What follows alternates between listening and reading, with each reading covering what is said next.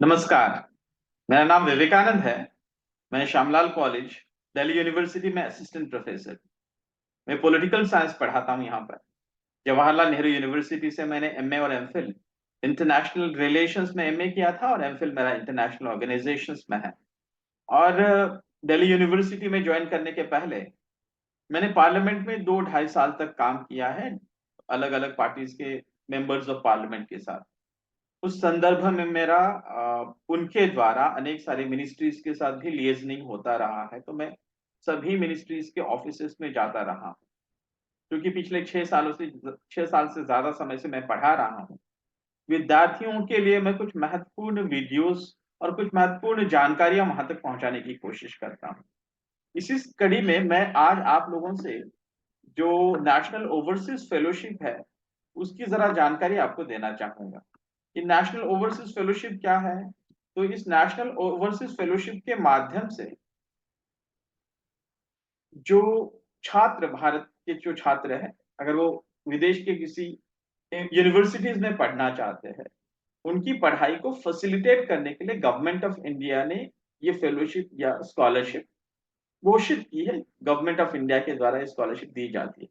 उसको national overseas scholarship scheme कहा जाता है। और यह जो स्कॉलरशिप है, दो मंत्रालय, पर्टिकुलरली जहां तक अभी मेरी जानकारी है, दो मंत्रालयों के द्वारा दी जाती है।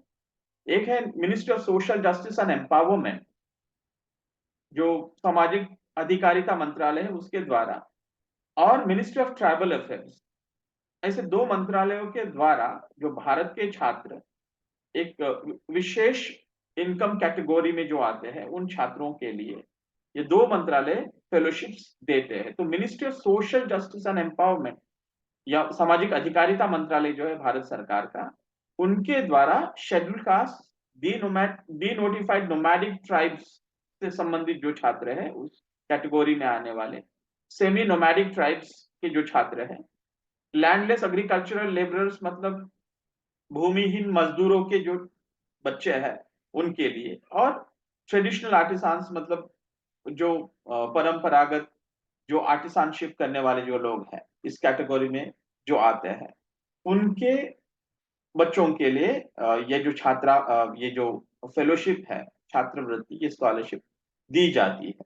तो ministry of social justice and empowerment द्वारा जो फेलोशिप दी जाती है, मैंने कहा था कि ministry of social justice and empowerment के द्वारा जो दी जाती है फेलोशिप, वो एससी स्टूडेंट्स के लिए दी जाती है। SC, D notified nomadic and semi nomadic tribes, landless agricultural labourers and traditional artisans, ये कैटेगरी में आने वाले छात्रों को ministry of social justice and empowerment के द्वारा फेलोशिप दी जाती है, स्कॉलरशिप दी जाती है। और मिनिस्ट्री ऑफ ट्राइबल अफेयर्स, जो जनजाति मंत्रालय है भारत सरकार का, उनके द्वारा ट्राइबल कम्युनिटी के जो छात्र हैं उनके लिए ये फेलोशिप दी जाती है। ये हमें याद रखना चाहिए। उसके बाद में ये जो मिनिस्ट्री ऑफ सोशल जस्टिस, आज के इस वीडियो में पर्टिकुलरली हम ministry of social justice and empowerment द्वारा दी जाने वाली जो फेलोशिप है उसकी चर्चा करते हैं इस वीडियो में। तो जनरली ये जो फेलोशिप है, मास्टर्स मतलब post graduation master level programme और पीएचडी जो करने वाले छात्र होते हैं उनके लिए स्कॉलरशिप दी जाती है। और प्रत्येक जो सिलेक्शन ईयर है, मतलब प्रत्येक वर्ष, उसमें 125 फ्रेश स्कॉलरशिप जो है या स्कॉलरशिप अवार्ड्स किए जाते हैं। तो उसका एक बाइफर्केशन भी है। शेड्यूल कास्ट के जो छात्र हैं उनको 115, ये जो 125 में से मैंने कहा था तीन चार कैटेगरीज है, शेड्यूल कास्ट, डी नोटिफाइड और सेमी नोमैडिक ट्राइब्स जो है उनके छात्र, उसके बाद में लैंडलेस एग्रीकल्चरल फैमिली से संबंधित जो छात्र है, और जो ट्रेडिशनल आर्टिसानशिप से संबंधित जो छात्र है, उन छात्रों में जो फेलोशिप जो दी जाती है उसमें 115 स्कॉलरशिप जो है वो शेड्यूल कास्ट के छात्रों को दी जाती है। D notified nomadic and semi nomadic tribes से जो संबंधित छात्र है उनको 6 फेलोशिप्स दी जाती है, 6 स्कॉलरशिप दी जाती है। लैंडलेस एग्रीकल्चरल लेबरर्स और ट्रेडिशनल आर्टिसांस, इस कैटेगरी में आने वाले छात्रों को 4 स्कॉलरशिप दी जाती है। इस प्रकार से 125 स्कॉलरशिप जो है वह दी जाती है। और इनमें इन सब 125 जो scholarships ministry of social justice and empowerment द्वारा जो घोषित किए जाते हैं, उनमें से 30% जो अवार्ड है, स्कॉलरशिप अवार्ड, वो वीमेन कैंडिडेट्स के लिए रिजर्व रखा गया है। और ये इस स्कॉलरशिप में अंडर ग्रेजुएट कोर्सेज, मतलब बीए, बीएससी, बीकॉम, इंजीनियरिंग या मेडिकल साइंसेस, जो बैचलर लेवल ऑफ कोर्सेज जो है उसमें कवर्ड नहीं है। और इसमें दूसरी बात ये भी है कि जो छात्र ऑलरेडी विदेश में पढ़ रहा है, उसने फेलोशिप दे रखी है, उसको इस स्कॉलरशिप में इंक्लूड नहीं किया गया है। और उन छात्रों द्वारा, वो वह छात्र कि जिन्होंने जो विश्व के क्यूएस रैंकिंग में 500 जो 500 टॉप रैंकिंग यूनिवर्सिटीज है, उन यूनिवर्सिटीज या इंस्टीट्यूट्स में जिन छात्रों ने एडमिशन लिया है, they have become successful in getting admission in those universities और इंस्टीट्यूट, उन्हीं बच्चों को या उन्हीं छात्रों को, सभी बच्चे तो नहीं होते हैं, उन छात्रों को, उन रिसर्चर्स को ये स्कॉलरशिप दी जाती है। और इसका एलिजिबिलिटी क्वालिफिकेशन क्या है, एलिजिबिलिटी क्राइटेरियन क्या है, तो एटलीस्ट 60% ऑफ मार्क्स जो है और इक्विवेलेंट ग्रेड जो है उसको ग्रेजुएट लेवल जो ग्रेजुएट, मतलब अगर कोई मास्टर्स में एडमिशन लेना चाहता है तो उसको 60% ऑफ मार्क्स ग्रेजुएट लेवल की जो स्टडीज है उसमें होनी चाहिए। और जो पीएचडी में एडमिशन लेना चाहता है या चाहती है, उसको भी एमए लेवल, जो एमए मतलब पोस्ट ग्रेजुएशन लेवल के जो कोर्सेज है, उसमें 60% मार्क्स या इक्विवेलेंट ग्रेड होने की आवश्यकता है। और इसमें जो है सारे सेमेस्टर्स को ध्यान में रखते हुए वो परसेंटेज कैलकुलेट किए जाते हैं।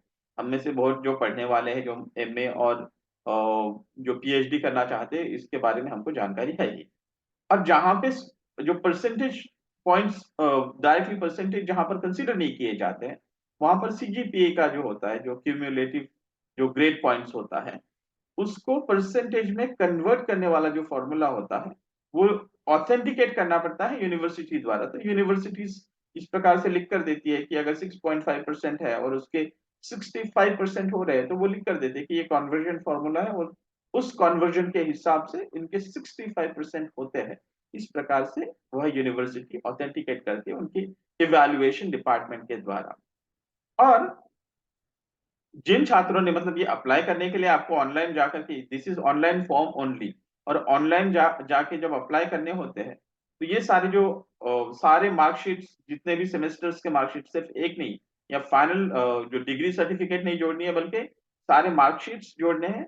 और वो ऑथेंटिकेट किए हुए जो सीजीपीए के जो ऑथेंटिकेटेड फॉर्मूला है उसको भी जोड़ना है। अब इनकम क्या होनी चाहिए ऐसे जो छात्र है जो एडमिशन लेना चाहते हैं मास्टर्स लेवल प्रोग्राम में और पीएचडी लेवल प्रोग्राम में, तो उस फैमिली की इनकम जो है उसकी 8 लाख पर एनम होनी चाहिए, उससे ज्यादा नहीं होनी चाहिए। उस फाइनेंशियल ईयर में, जो प्रीवियस फाइनेंशियल ईयर है, उसमें 8 लाख पर एनम ये उनके फैमिली की टोटल इनकम होनी चाहिए। उससे ज्यादा होगी तो वो जो कैंडिडेट्स है वो एलिजिबल नहीं होंगे। और एज का भी यहाँ पर पैरामीटर रखा गया है। मास्टर्स लेवल प्रोग्राम या पीएचडी लेवल के प्रोग्राम में एडमिशन लेने के लिए 35 और उसके नीचे एज होनी चाहिए। वो अप्रैल महीने के 1 अप्रैल वो डेट ध्यान में रखा जाता है। इसी के साथ में फैमिली की आईटीआर वगैरह जो इनकम टैक्स रिटर्न फाइल्स जो होती है वो भी जोड़नी होती है।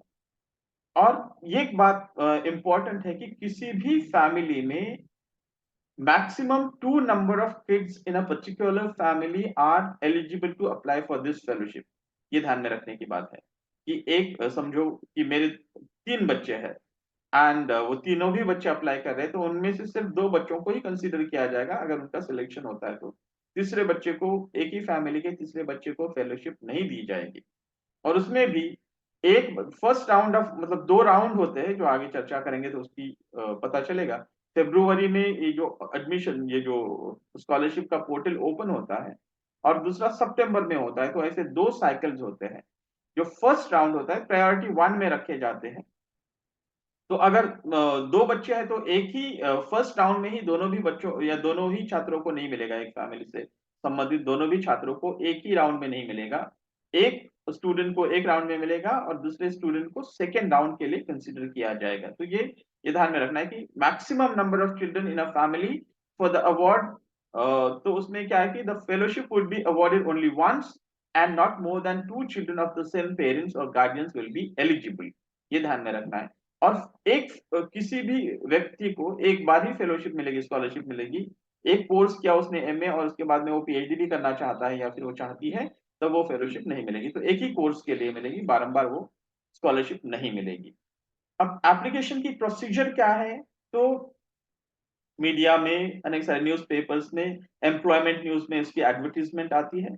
और minister of social justice and empowerment की जो वेबसाइट है, उसको भी हम रेगुलरली विजिट करें, तो जब फेलोशिप ओपन हो जाती है तो पता चल जाता है। इस बार की जो है फर्स्ट राउंड ऑफ सिलेक्शन जो है 15 फरवरी से ये जो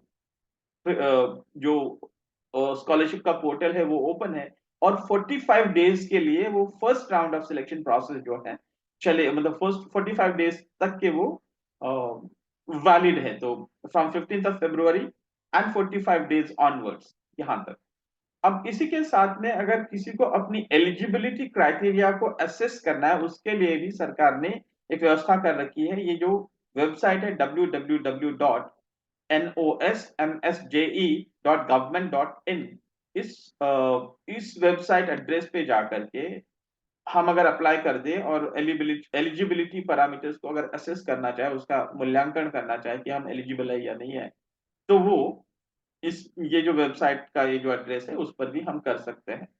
आप इसकी डिटेल गाइडलाइंस जो है वो अपलोड किए गए हैं मिनिस्ट्री ऑफ सोशल जस्टिस के वेबसाइट पे। अगर आपको डिटेल में अगर जानना है तो आप ministry of social justice and empowerment या फिर सिंपल गूगल सर्च इंजिन में भी अगर हम लिखते हैं कि national overseas scholarship for SC students, अगर ऐसा हम लिख दें तो हमको डाइवर्ट जो है हमको डायरेक्टली डायरेक्ट किया जाएगा minister of social justice and empowerment की वेबसाइट पे। उसके डिटेल गाइडलाइंस को पढ़ भी लेंगे तो हमको बहुत सारी चीजें जो है जो इस वीडियो में शायद कवर नहीं होगी, तो आप उसमें भी डिटेली एक one by one her point को आप समझ सकते हैं। जैसे जहां तक मेरी कोशिश यही है कि इसमें सारी की सारी चीजें अवेलेबल हो जाए, इसमें आपको समझ में आ जाए, ताकि बहुत ज्यादा दिक्कत ना हो। आप जब गाइडलाइंस पढ़ ले तो फिर मैं जो कह रहा हूँ वो चीजें आपको सही से समझ में आए।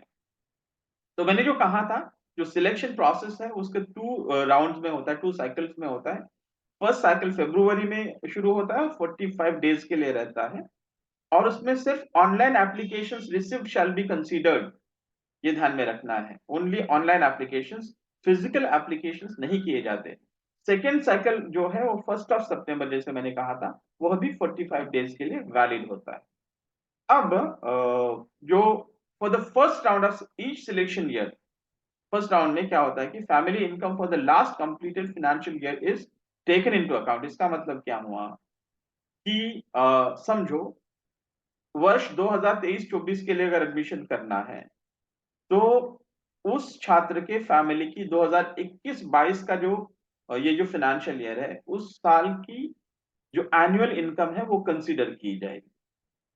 और जो सेकेंड राउंड है उसको, उसके लिए भी अगर सेकेंड राउंड के लिए अगर कोई अप्लाई कर रहा है, मतलब मैंने कहा था कि फरवरी में 15 फरवरी में पोर्टल ओपन होता है स्कॉलरशिप के लिए 45 डेज के लिए। सेकेंड राउंड जो है एक ही सिलेक्शन ईयर में, एक सिलेक्शन ईयर में 2 राउंड्स है, दो साइकिल्स ऑफ सिलेक्शन है। First cycle starts with in the on 15 फरवरी, और वहां से लेकर के 45 डेज तक। और जो सेकंड साइकिल है that starts in the month of September, और मंथ ऑफ सितंबर से लेकर के वहां से लेकर के 45 डेज, 1 सितंबर से शुरू होता है 2023 में, इस साल के बाद लिए, और वहां से 45 डेज के लिए। तो उसके लिए जो फाइनेंशियल ईयर, उसकी जो एनुअल इनकम है वो 2022 और 23 को कंसीडर किया जाएगा। तो फर्स्ट राउंड के लिए 2021 और 22, और सेकेंड साइकिल के लिए 2022 और 23। इसमें अंतर क्या है? तो समझिए कि समझो मैं अप्लाई कर रहा हूं, और मेरे मेरे पिताजी जो है इस फाइनेंशियल ईयर तक, फरवरी तक का जो ये फर्स्ट साइकिल है तब तक कार्यरत है, नौकरी कर रहे हैं, और उनका एनुअल इनकम 10 लाख है, इसलिए मैं एलिजिबल नहीं हुआ।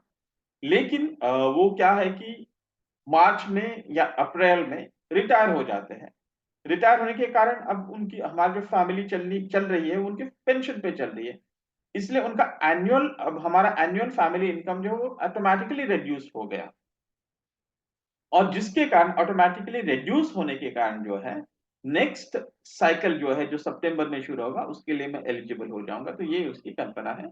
आप गाइडलाइंस में अगर थोड़ा सा पढ़ लेंगे और डिटेल में पढ़ने की कोशिश करेंगे तो और ज्यादा चीजें समझ में आएंगी। तो ऑनलाइन एप्लीकेशन करना है, सारी की सारी इंफॉर्मेशन भरनी है।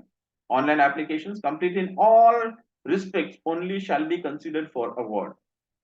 और जो इनकम्प्लीट फॉर्म्स है उनको समरीली रिजेक्ट किया जाएगा, एब्सोल्युटली रिजेक्ट किया जाएगा। उसका कोई भी मतलब that is online process and therefore physical अगर होता तो जाके रिक्वेस्ट करने की कोई गुंजाइश बचती, लेकिन ये ऑनलाइन होने के कारण कोई उसमें कुछ किया नहीं जा सकता है। बट जो रिजेक्टेड कैंडिडेट्स है तो वो नेक्स्ट साइकिल में अप्लाई करने के लिए एलिजिबल होते हैं। इसका मतलब ये नहीं कि एक बार हमने अप्लाई कर दिया और मेरा फॉर्म रिजेक्ट हो गया तो नेक्स्ट साइकिल के लिए मैं एलिजिबल नहीं हूं, ऐसा बात नहीं है। If I have made some mistakes during applying then those मेरे mistakes can be corrected in the second round, ये ध्यान में रखना। नाउ एक बार रिजल्ट जब अनाउंस हो जाता है, स्कॉलरशिप अवार्ड का जो रिजल्ट है वो अनाउंस होने के बाद अगर हमको लगता है कि कुछ गड़बड़ियां हुई है and I am not done justice with, तो हमको 30 डेज तक ग्रीवेंस को रिड्रेसल के लिए हमको मौका मिलता है। देन एप्लीकेशन प्रोसेस में जो है आधार कार्ड और साथ ही में जैसे मैंने कहा था जिस यूनिवर्सिटी में हमें एडमिशन मिला है उसको unconditional offer of admission from one of the foreign institutions और universities in the top 500 ranking जो आती है, उन यूनिवर्सिटी में एडमिशन मिला है और अनकंडीशनल एडमिशन मिला है, वो हमको एप्लीकेशन साथ एप्लीकेशन प्रोसेस के साथ जोड़ना पड़ता है। बट अब ध्यान में रखना है कि वंस हमको एडमिशन मिला है, हमने एडमिशन ले लिया है, स्कॉलरशिप भी अवार्ड हो चुकी है और कोर्स की शुरुआत हुई है और हमको लगता है कि सपोज मैंने इंजीनियरिंग की है, बीटेक किया है आईआईटी से और मुझे कहीं और एडमिशन नहीं मिला, इसलिए मुझे लंदन स्कूल ऑफ इकोनॉमिक्स में एमए करने के लिए जो इकोनॉमिक्स में एमए के लिए एडमिशन मिलता है। पर कुछ समय के बाद मुझे पता चलता है कि मुझे हार्वर्ड यूनिवर्सिटी में भी एमटेक के लिए या फिर एमआईटी में एमटेक के लिए एडमिशन मिल गया या एमएस के लिए एडमिशन मिल गया और मुझे लगता है कि मुझे टेक्निकल स्ट्रीम में ही जाना चाहिए। तो मैंने एडमिशन ले लिया, अवार्ड ले लिया और मैं चेंज करना चाहता हूँ, ऐसा एडमिसिबल नहीं है, ऐसा नहीं किया जा सकता। हाँ, लेकिन अगर मैंने एडमिशन ले रखा है, समझो मैंने पीएचडी में एडमिशन ले रखा है और जिस कोर्स में एडमिशन ले लिया है तो उस यूनिवर्सिटी में वो कोर्स कंप्लीट बंद हो जाता है या वहाँ की जो गाइड है या वो उनका देहांत हो जाता है या वो छोड़कर चले जाते हैं और वो course that course is no more offered by that university. In that case university के रिकमेंडेशन पे और वहां पर जो उस देश में जो फॉरेन मिशन है, हमारी जो एम्बेसी है, उनसे परमिशन लेकर के फिर बाद में हमारी इस प्रकार की जो रिक्वेस्ट है यूनिवर्सिटी बदलने की रिक्वेस्ट कंसिडर की जा सकती है। और ये वही जो क्या है अगर पर ऐसा ऐसा इसका मतलब ये नहीं है कि मुझे उस कोर्स के लिए उस साइकिल में एडमिशन मिला था या फिर उस सिलेक्शन ईयर में एडमिशन मिला था, अब मैंने वहां का एडमिशन कैंसिल कर लिया, मैंने लंदन स्कूल ऑफ इकोनॉमिक्स का एडमिशन कैंसिल कर लिया और एमआईटी में एडमिशन कर लिया। तो और मैं चाहता हूं कि मैं इकोनॉमिक्स में नहीं करना चाहता हूं, मैं एमआईटी में जाकर के पढ़ना चाहता हूं। तो उस केस में मेरा एडमिशन कैंसिल हो जाएगा और मेरा अवार्ड भी कैंसिल हो जाएगा। मैं सेकंड जो साइकिल होगा या नेक्स्ट सिलेक्शन ईयर होगा जो स्कॉलरशिप का, उस ईयर में अप्लाई कर सकता हूं और उस कोर्स के लिए फेलोशिप स्कॉलरशिप मिल सकती है। इस प्रकार से सिलेक्शन कमेटी के सामने हम अपना रिप्रेजेंटेशन अगर देंगे, स्कॉलरशिप की जो सिलेक्शन कम स्क्रीनिंग कमेटी जो होती है उनके सामने अगर हम रिप्रेजेंटेशन दे देंगे कि मैंने इकोनॉमिक्स में एडमिशन लिया था लंदन स्कूल ऑफ इकोनॉमिक्स में, लेकिन मुझे एमआईटी में एडमिशन मिला है और मुझे इस कोर्स में पढ़ने की इच्छा है, तो फिर नेक्स्ट राउंड ऑफ जो नेक्स्ट साइकिल जो है सिलेक्शन का, उस साइकिल में मेरी जो रिक्वेस्ट है वो कंसिडर की जा सकती है। नाउ तो हम कह रहे थे कि there will be only 2 rounds of selection, मैंने कहा वो one starting in the month of February and another one starting in the month of September. February में जो होता है वो 15th ऑफ फेब्रुआरी को होता है और जो सितंबर में होता है वो 1st ऑफ सितंबर को होता है। दोनों भी जो राउंड है 45 डेज के लिए ओपन रहते हैं। The second, the candidates holding an offer letter from the higher ranking university or institution will be ranked higher in the merit list. अब क्या हुआ कि मेरिट लिस्ट कैसे बनेगी, कैसे स्कॉलरशिप मिलेगी?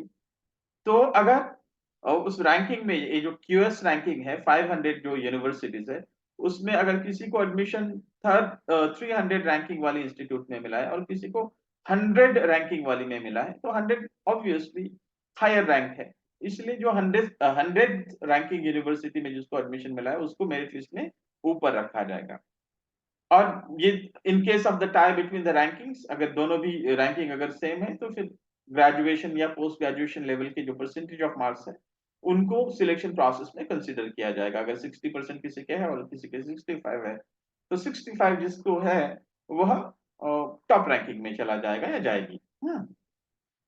और ये सारी जो है सिलेक्शन कम स्क्रीनिंग कमिटी जो है, इनके रिकमेंडेशंस पर भी निर्भर करता है। पर उसमें एक लेट डाउन नॉर्म्स है, गाइडलाइंस है, वो अपने विम्स एंड फैंसीज के हिसाब से सिलेक्शन और स्क्रीनिंग कमेटी के जो मेंबर्स है वो पूरी तरह से इनजस्टिस नहीं कर सकते। वो उनका यही है कि जो एडमिशन लिया जा रहा है वो सही दिशा से हो रहा है या नहीं हो रहा है, वो देखने का काम उनका है। The selected candidates who have already secured admission in foreign university or institution shall be issued provisional award of scholarship letters. तो अब अप्लाई भी किया, ऐसा भी हो सकता है कि हमने अप्लाई किया है, मेरा सिलेक्शन हुआ है, मुझे तब तक वो स्कॉलरशिप अवार्ड नहीं की जाएगी जब तक मैंने किसी यूनिवर्सिटी से एडमिशन सिक्योर नहीं किया है, अनकंडीशनल ऑफर लेटर मुझे नहीं मिला है, तब तक मुझे वो अवार्ड लेटर नहीं मिलेगा, मतलब मैं ज्वाइन नहीं कर सकता हूँ। ये ध्यान में रखना है। प्राइमरली यही ध्यान में रखना है कि हमको पहले ही एडमिशन के लिए कोशिशें करनी चाहिए। जो पोस्ट ग्रेजुएशन लेवल के लिए एडमिशन लेना चाहते हैं मास्टर्स कोर्सेज में या फिर पीएचडी कोर्सेज में एडमिशन लेना चाहते हैं, बहुत सारी यूनिवर्सिटीज है, उनको रेगुलरली उनकी वेबसाइट विजिट करें। बहुत सारे स्कॉलरशिप्स के या फेलोशिप्स के मतलब एडमिशन एप्स है, उसको रेगुलरली फॉलो करते रहे, हम उसकी जो भी प्रोसेस है उसको समझते रहे। वे बहुत सारी यूनिवर्सिटीज में रेगुलरली अप्लाई करते रहे and you never know, you will get offer letter from them. जब ऑफर लेटर मिल जाता है तो साइमल्टेनियसली आप ये नेशनल ओवरसीज स्कॉलरशिप के लिए भी आप अप्लाई कर सकते हैं। ठीक है। नाउ अब स्कॉलरशिप जो है, जैसे the scholarship would not be awarded in the same field in which the course has been completed। इसका मतलब क्या हुआ कि समझो मैंने पीएचडी किया है इकोनॉमिक्स में भारत में, अब मुझे चाहिए कि और इकोनॉमिक्स में मैं लंदन स्कूल ऑफ इकोनॉमिक्स से करना चाहता हूँ या हार्वर्ड से करना चाहता हूँ, तो वैसे नहीं चल सकता। एक ही कोर्स में डबल एडमिशन नहीं मिलेगा। आपने अगर पीएचडी कर रखा है तो फिर उस कोर्स में आपको और एडमिशन नहीं मिल सकता, तो you have lost the chance. Let's be clear about it. और दूसरी बात यह है कि ये जो टॉपिक्स है इन मुद्दों से संबंधित, जो culture, heritage, history, social studies on India, ये जो सोशल स्टडीज इन इंडिया, ऐसे विषयों को लेकर कि बाहर देशों में पीएचडी करने के लिए यह फेलोशिप या स्कॉलरशिप नहीं दी जाती है। उसके पीछे की कल्पना यह है कि अगर आप भारत की कल्चर को पढ़ना चाहते हैं, हेरिटेज को पढ़ना चाहते हैं, हिस्ट्री को पढ़ना चाहते हैं या भारत के सोशल स्ट्रक्चर्स को पढ़ना चाहते हैं, आप लंदन या फिर हार्वर्ड में जाकर कैसे भारत की स्ट्रक्चर्स को समझेंगे? आप भारत में पढ़ेंगे तब जाकर के रेगुलरली फील्ड वर्क करेंगे, चीजों को समझेंगे और उससे संबंधित जो भी डॉक्यूमेंट है वो आपको मिलेंगे। हाँ, इन केस आपको कुछ एक्स्ट्रा, जैसे आर्काइव, लंदन का आर्काइव है या इंग्लैंड के आर्काइव्स है, क्योंकि भारत में वो 200 सालों तक रहे हैं, तो उनके आर्काइव्स में कुछ जो आर्काइवल डॉक्यूमेंट्स है वो है।